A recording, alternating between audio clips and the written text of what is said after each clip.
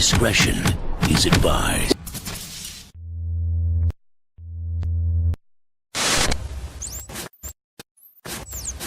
Three Phoenix police officers targeted by an out-of-control driver. The surveillance video shows it all as the car races towards the officers outside of a Quick Trip, and one of them is hit so hard he's thrown into the air. Luckily, all of them will be okay. That driver has been arrested and faces 3 counts of attempted first-degree murder. Now, this is all happening earlier today in the morning. Again, at the Quick Trip near I-17 in Camelback. Team 12's Charlie Etzedy is live outside the 4th Avenue jail. That is where 44-year-old Mark Laquan Payne will be booked tonight. Charlie. Yeah, thankfully, all of those officers are okay and recovering. One from a broken leg, another from being thrown 8 feet into the air. And miraculously, that third officer was unharmed during all of this.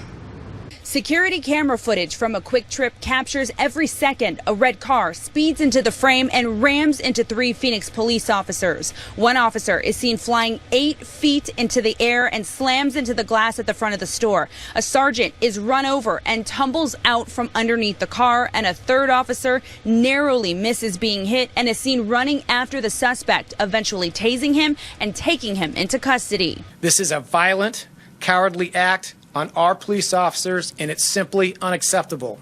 The suspect can be seen in the video pulling up to the gas pump around 2 a.m. before driving away and parking his car and turning off his headlights. Minutes later, the headlights come back on and the car starts to move, eventually plowing full speed into the officers. Talked to the sergeant, well respected, just kind of in shock, the fact that they were targeted and how close they were to death.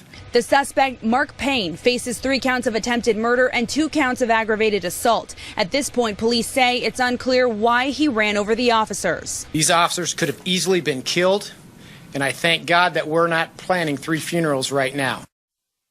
And we dove into that criminal past of the suspect and found back in 1997 he kicked a police officer while they were trying to take him into custody. We're live in Phoenix. Charlie Etzedy, 12 News. Thank you. New this morning, the suspect who rammed into multiple police officers makes his first court appearance. Team 12's Nico Santos is live downtown with the latest. Nico? Yeah, some pretty interesting accusations against him, but the video really speaks for itself. He doesn't look like he's going to get out of jail anytime soon either. Yesterday was his first court appearance, and after that he spent the night here at the 4th Avenue jail in downtown Phoenix. And in the video of the hearing, you can see that 44-year-old Mark Laquan Payne had trouble standing upright throughout even this short appearance. The judge even interrupting state prosecutors to ask Payne to stay standing up. Now, early yesterday, investigators say Payne was driving this car as it rammed into 3 officers at full speed at the entrance of the QT on Camelback near I-17. One officer thrown into the air, slammed into the window. Another ran over and rolling out from underneath the car. And a third officer dodged the car and ran towards the driver to try to arrest him. Now, the crash sent 2 of those 3 officers to the hospital and left quite a mess in front of that convenience store. But all are said to be okay now. The suspect here is facing 3 attempted murder charges, so that's why the judge decided no bond is possible. His next court appearance set for next week. In Phoenix, Nico Santos, 12 Today. For the news now at 5 o'clock, a teen arrested after a troubling traffic stop and faces a judge today. Dalvin Williams faces charges of aggravated battery on a law enforcement officer and grand theft. A judge classified the 17-year-old as high risk, ordering he remain in juvenile custody. VSO says he tried to hit a deputy with his car after he was pulled over in Pompano yesterday. Another deputy opened fire, hitting Williams in the shoulder. Law enforcement across northeast Ohio and the country mourning the loss of an Ohio State Highway Patrol trooper killed in the line of duty. Trooper Kenny Velez was struck by a car during a traffic stop this afternoon on I-90. That's where Megan Hickey joins us now live tonight after speaking with the trooper's family and friends. Megan, what's the scene like today? Rob, they tell me that he leaves behind more than just his parents and his 3 children. He also leaves behind a tight-knit community in Lorain that wasn't ready to see him go. Trooper Kenny Velez's patrol car is missing from his driveway, and his loved ones learned tonight that it will not be coming back. You just don't think that's going to happen. You expect to see him. I've come over here, I expect to see the patrol car there.